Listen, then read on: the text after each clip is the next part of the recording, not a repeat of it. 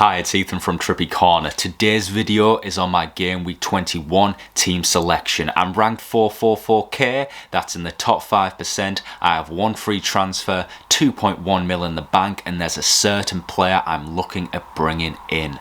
Some notes on Trippy Corner for the best quality analysis, thoughts and suggestions. I watch Premier League games in full, certainly 3 to 4 a week. For those I don't watch, I watch extended highlights. I'm also tuned into press conferences, interviews and team news. All of that combined with a solid amount of time on data analysis gives me a good foundation of knowledge to form my judgments. So yes, that's just a bit of background on me and what you're receiving from tuning in. Time of recording is Sunday afternoon, so we still have a few Prem teams left to play in the FA Cup, including that big one between Arsenal and Man United.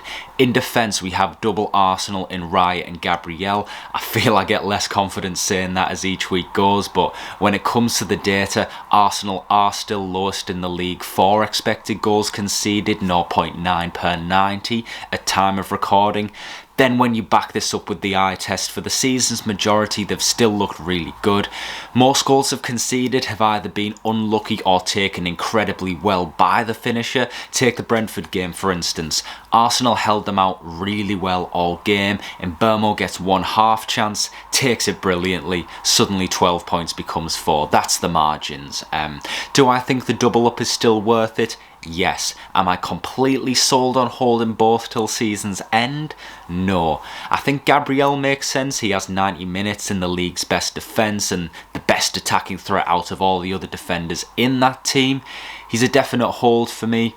Raya definitely makes sense too, but he is more dispensable. When you look at someone like Matt Sells or even a Dean Henderson, there's no standout, but that extra money you're saving could be better distributed in your team if you need it. That being said, Raya is in no way a sell. I'm definitely not looking at him as a transfer out.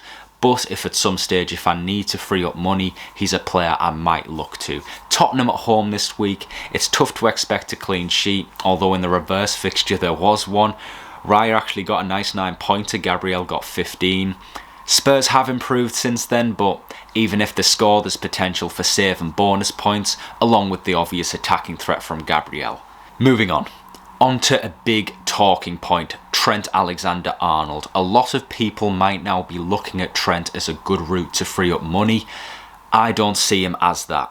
I am prepared to see him as that, but I'm happy with him. He has Forest away this week, which isn't a great fixture, but mid to long term for me, he's the second best Liverpool asset to own, first being Salah of course. Now that he's competing with Bradley, when it comes to his minutes, what I will say is Bradley does the simple things incredibly well. He possesses a lot of talent and defensively he is so reliable. However, when Trent plays, Liverpool enhance from a tactical perspective. His positional play and distribution make us a much more threatening team in attack. And in terms of defence, the thing to remember here, and it's actually something that Klopp spoke about too, when Trent pushes forward and Liverpool are caught on the counter-attack, Trent isn't out of position. It's understood that if they lose the ball high up the pitch, Trent isn't just going to immediately teleport back into the defensive line. What happens is they'll aim to either have one of the sitting midfielders or centre-backs covering for him. That's the payoff you make for positioning a defender high up the field. There is still absolutely criticism for his Man United performance. For me, that's more so for what seemed to be a lack of effort or respect for his opponent's talent. But one-off games happen. He's still a fantastic player. He's shown that in the 2 games since then. And in terms of the minute risk, I don't think we have to consider that as an issue until he's benched for a Prem game. So yes, happy with Trent. Moving on. Robinson with West Ham away. What was a good looking fixture now looks a bit unpredictable. It'll be Graham Potter's first Premier League game at the helm of West Ham. I'm excited to see how it develops for him. Hopefully for me that development happens after the Fulham fixture, but yeah, either way, bigger picture, I'm happy with Robinson. Let's hope for no magic from Potter.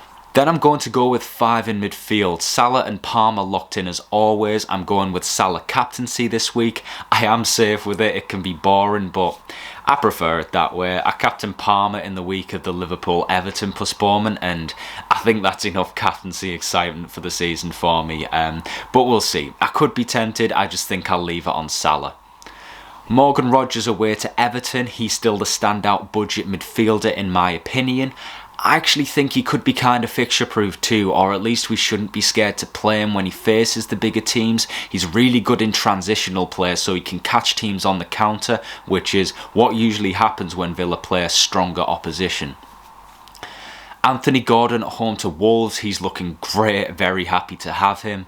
Now, you will see one player with a slightly lighter player card background. He goes by the name Brian MBEUMO. He's absolutely fantastic. Many of you know him, I'm sure you all know him, and it is very tempting for me to transfer him in this week. He does have Manchester City next, then Liverpool, both at home. I actually don't mind these fixtures, and after that, there's a nice run up to about game week 30.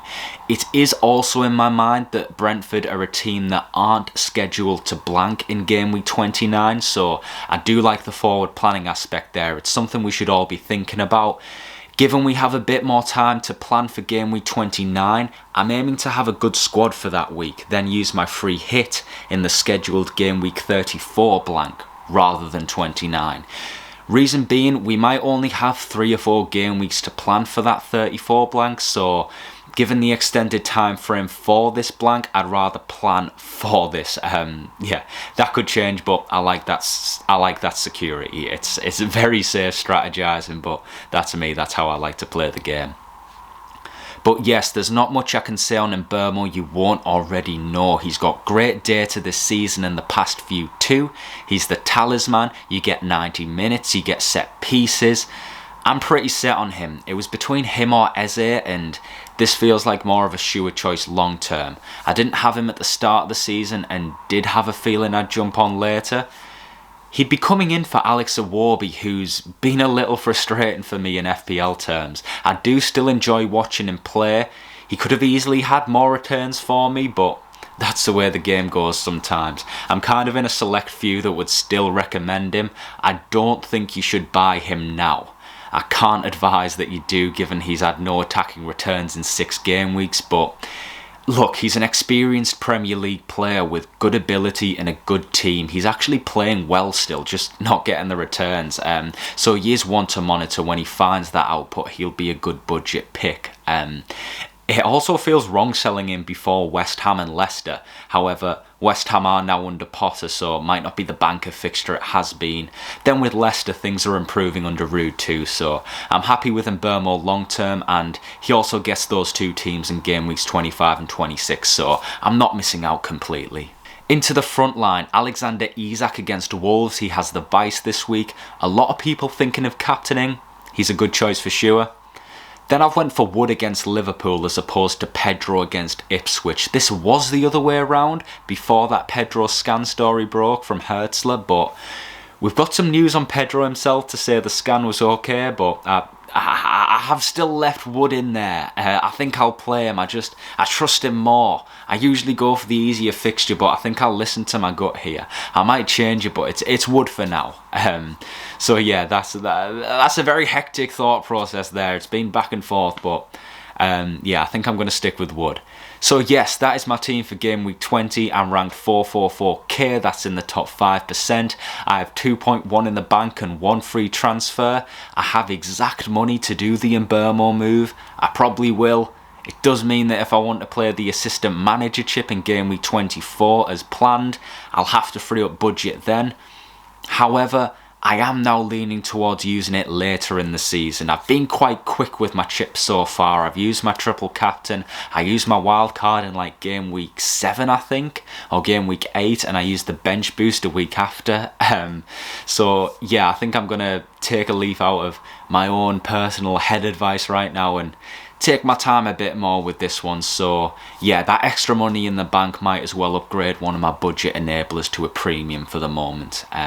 So yeah, to save the rambling any further, I will have some more videos coming soon. Thank you for listening. Let me know your thoughts if there's any players you'd like discussing in my transfer targets video. And yeah, I'll be back very soon.